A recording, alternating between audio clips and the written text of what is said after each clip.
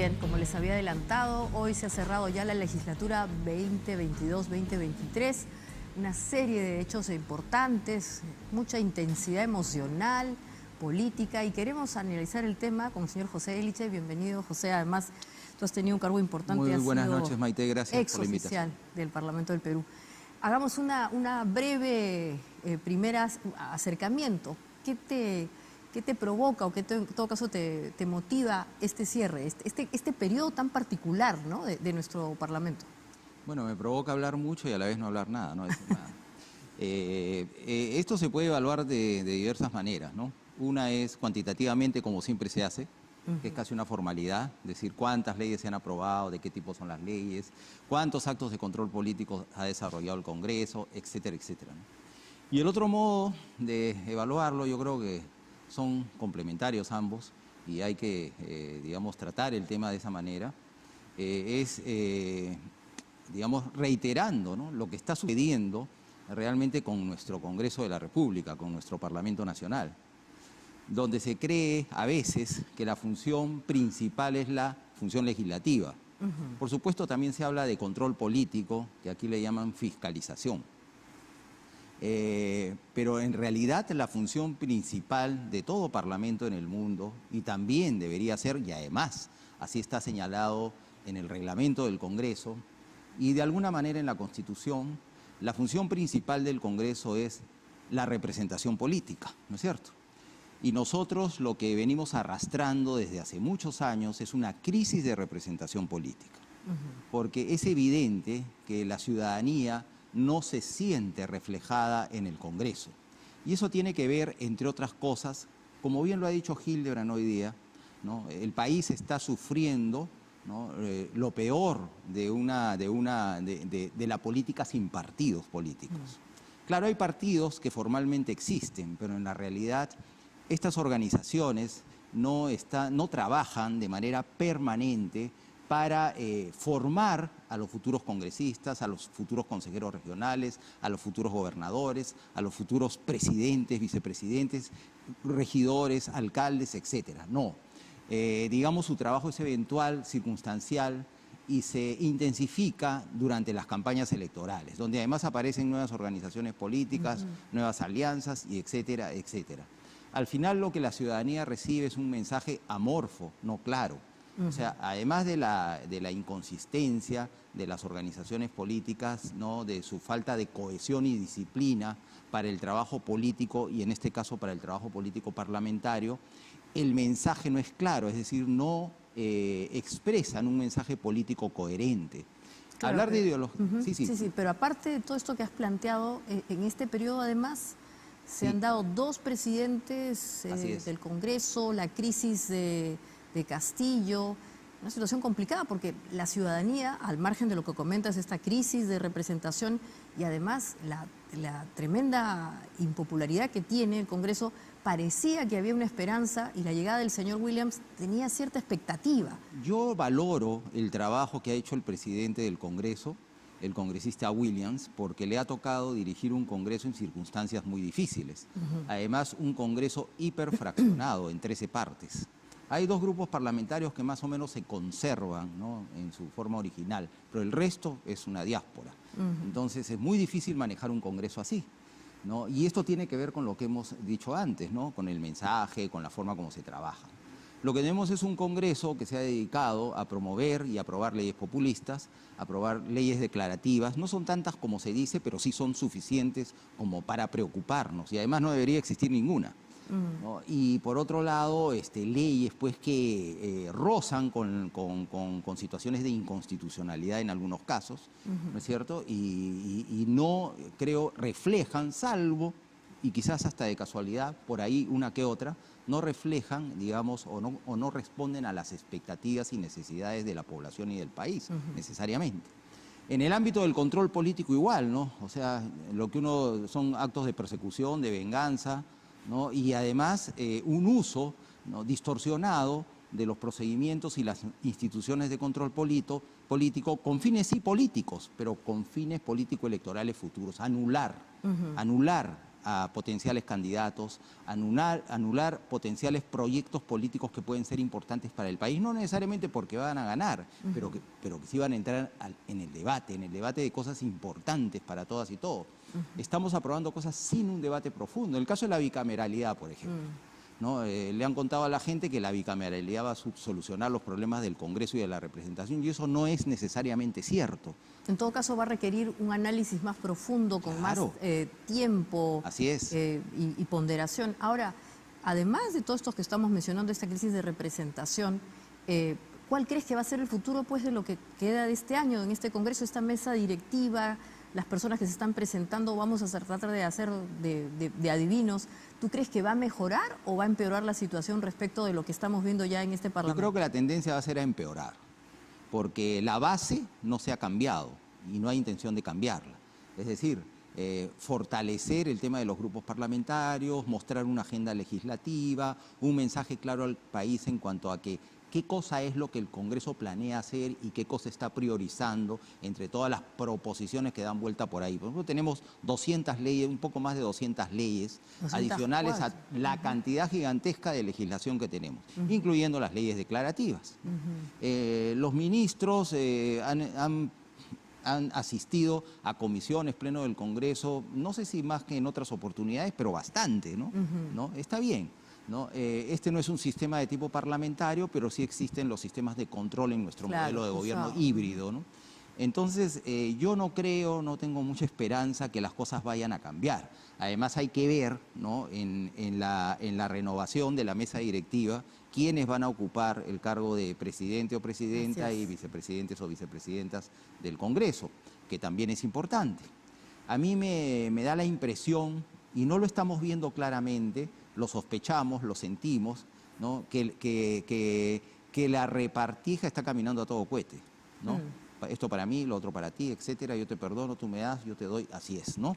O sea, las negociaciones que buscan consolidar cuotas de poder y que además en la percepción de la ciudadanía está, lamentablemente, que se está empoderando el Parlamento, no necesariamente para hacer el check and balance famoso, el balance de poder, sino para, otra vez, la repartija traducida como sin un programa claro, por cuestiones privadas. O dime tú si tú puedes, digamos, percibir o sientes que hay un programa claro hacia dónde vamos. Es decir, que el grupo parlamentario y el partido que está detrás de ese grupo y el otro grupo parlamentario se han reunido, se han puesto de acuerdo y han definido una agenda. No están de acuerdo en tales o cuales puntos y los demás tampoco, pero todo lo tenemos claro. Al menos se han puesto de acuerdo, pero no necesariamente para lo bueno. Y ahí hay un gran drama, porque es que prueba que sí pueden coordinar, pero no para lo que muchos proyectos parten de individuos, no de grupos, ¿no? Es decir, el Congreso nuestro está lleno de individualidades. Hay varios grupos parlamentarios integrados por congresistas que están pegados, como se dice popularmente, con babas. Es decir, no tienen un programa común, no tienen identidad. Simplemente se asocian, ¿no?, cuando salen de sus grupos parlamentarios o son retirados de sus grupos parlamentarios o presionados a salir, se asocian para no perder los beneficios de pertenecer a un grupo, ¿no?, en cuanto a participar en las comisiones, en los órganos directivos del Congreso, etcétera, etcétera, etcétera. ¿Te das cuenta? Entonces, realmente hemos hecho muchas cosas mal, ¿no? Por ejemplo, evitar la reelección, porque en un solo periodo quieren hacer todo, ¿no? Y además establecer su base, no sé, para una elección regional futura, una elección local futura, y además la corrupción nos come por todos lados. Claro, ahora, tú que has estado como oficial mayor en el Congreso y que conoces esto, ¿a ti te parece que esta es la peor representación que hemos tenido en los últimos tiempos? Cada vez es peor.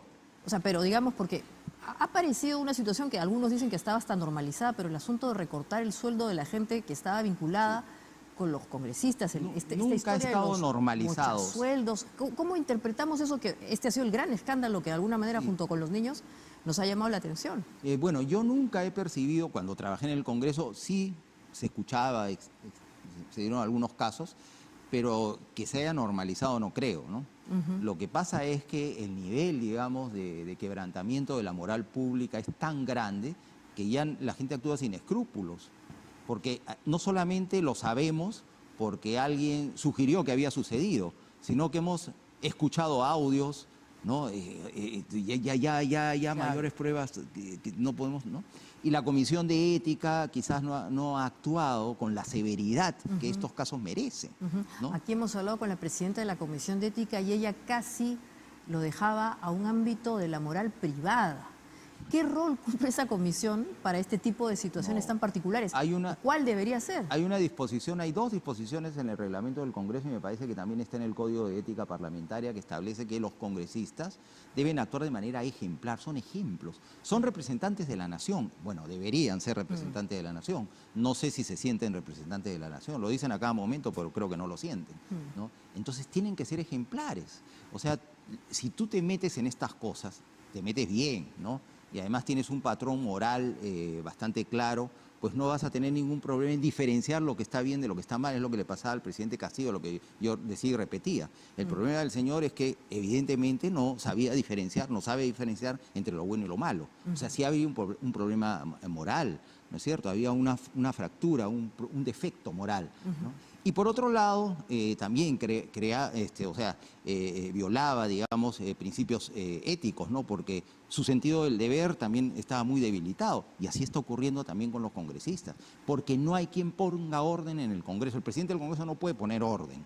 No hay esos grupos que deben poner orden y disciplina. Exactamente, pero dentro del propio Congreso, escuchándote, pareciese que no hay mecanismos de control interno propiamente. No existe, o sea, el Congreso es una entidad totalmente autárquica, claro, internamente. Es que los mecanismos de control interno no pueden ser la Comisión de Ética, que ya hemos visto. Claro, por eso decía, y si no hay la Comisión de Ética, ¿qué podría hacer? Porque evidentemente no funciona, no cumple su rol. Los grupos parlamentarios es lo que sucede en los parlamentos que funcionan mejor en el mundo. Los grupos parlamentarios son sólidos. Que no tenemos. No tenemos grupos. Entonces nuestro problema, el problema que arrastramos, empieza en partidos. O sea, es sistema político, es legislación de participación política, es legislación electoral, pero no queremos tocarlo. Y no lo tocamos porque a quienes están ahora en el poder no les conviene tocarlo. ¿No? Así es nuestro país, así es nuestro país ahora. Lo que tenemos que cambiar es la base del país, la base moral del país.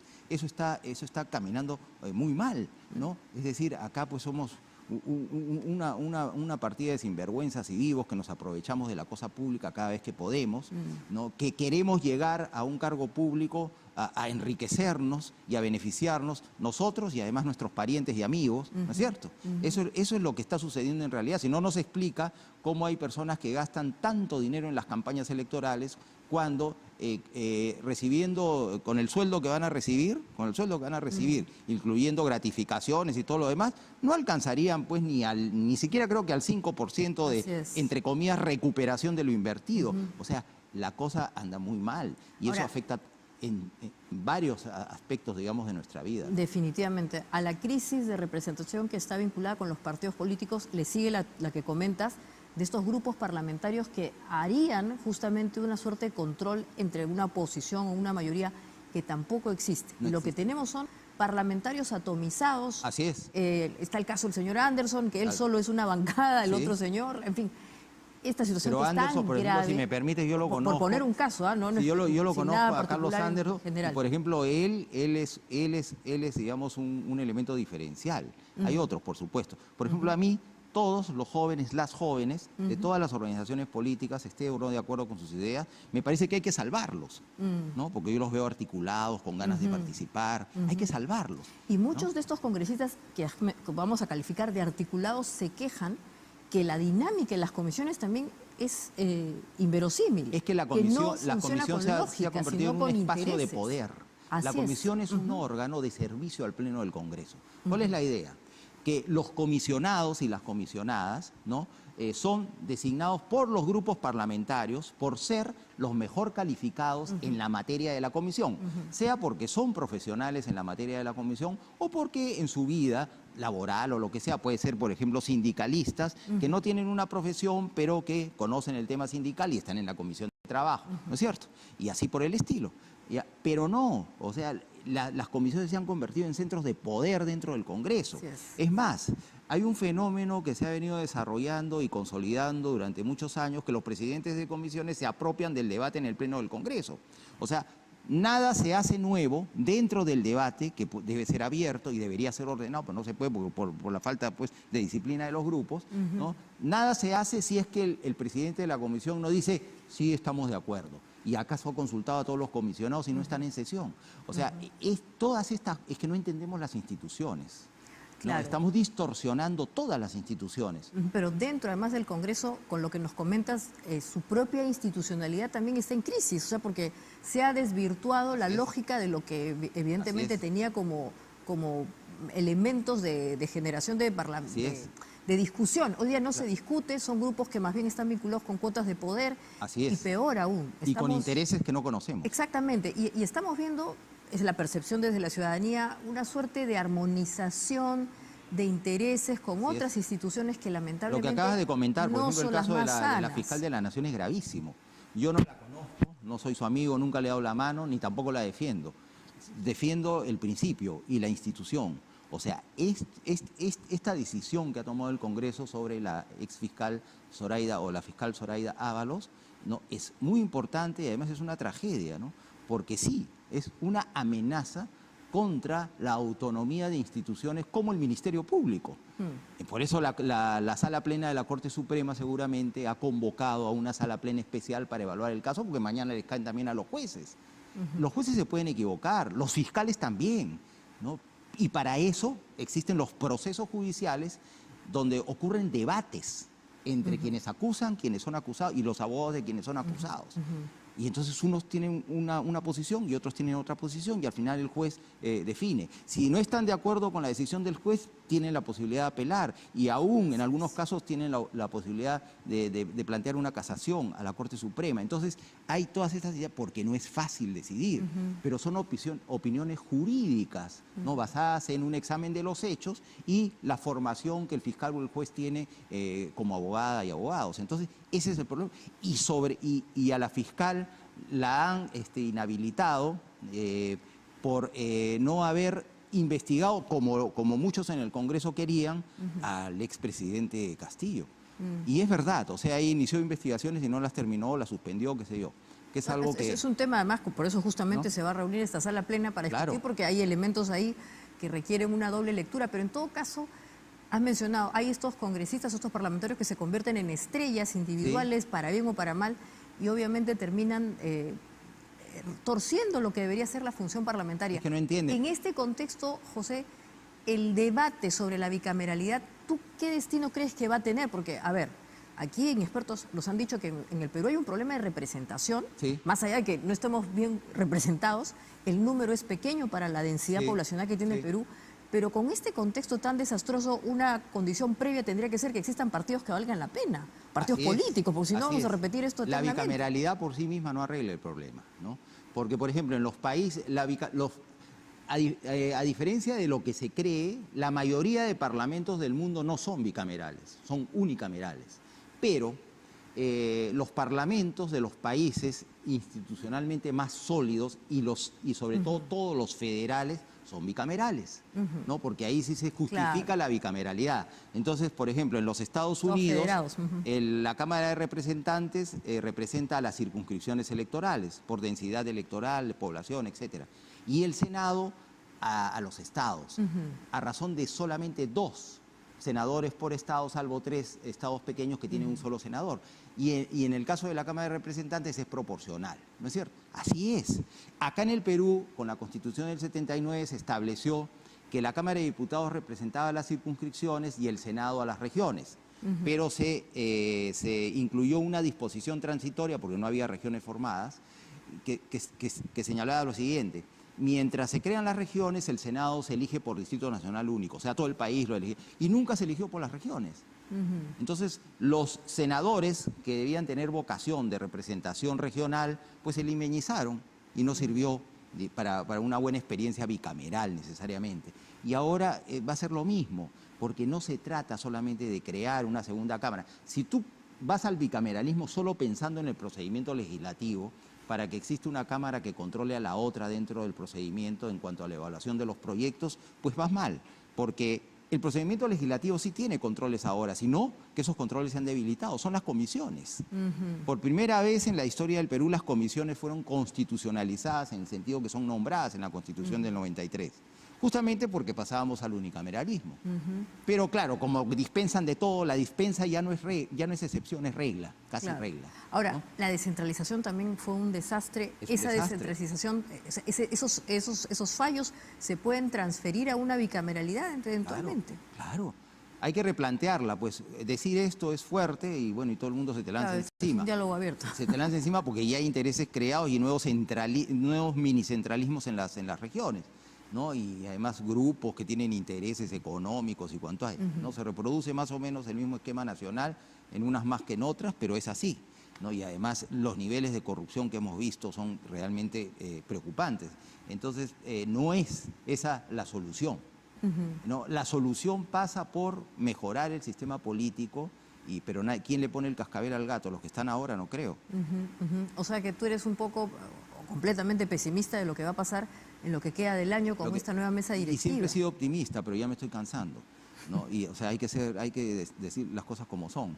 Hoy día me ha impresionado mucho el artículo, perdóname que lo diga, en Matices de Hildebrand, que además viene escribiendo sobre estas cosas del modo como lo dice. Y esta parte que he destacado, ¿no? O sea, realmente estamos padeciendo, ¿no? esta política sin partidos. Eso es. Y se viene advirtiendo desde hace años, hace muchos años, lo advirtió Martín Tanaka. Él creo que empezó. Después otros nos sumamos y lo decíamos, pero un poco al aire, y nadie nos hacía caso, ¿no? Y además es muy difícil defender pues justamente a esta institución que es fundamental en una democracia. Lo decimos casi ya a manera de líricamente, ¿no? Pero es necesario que exista un parlamento. Hay que defender el parlamento como una institucionalidad, pero habría que ver de qué manera, siendo unicameral, funcionan estos mecanismos de control como las comisiones que has planteado, o la forma en que obviamente se hace un control más inteligente de las normas, porque como bien has comentado, muchas son declarativas y no tienen sentido. Lo que está pasando con el tema de la educación, o lo que querían hacer con los famosos Piazzi, gracias a Dios no se ha motivado y bueno, hay que seguir atentos a eso. Muchas gracias, José. No sé si vas a decir algo al final. Bueno, como te decía, para un tema así siempre va a faltar el tiempo. Así es, claro que sí. Muchas gracias otra vez. También. Y bueno, después de este rápido